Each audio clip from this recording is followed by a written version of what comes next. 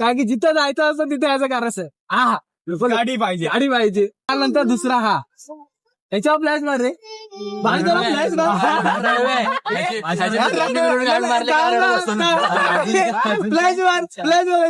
Flash.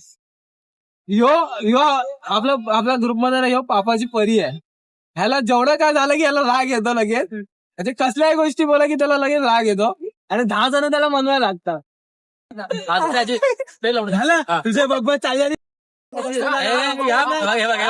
आता बाजूला बसला आता त्याची संगत बाजूवाल्याला लागून घातलंय.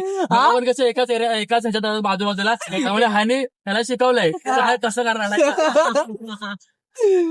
आता ह्यो अक्षी ह्याच्याबद्दल काय बोला याला काय बोलू नका.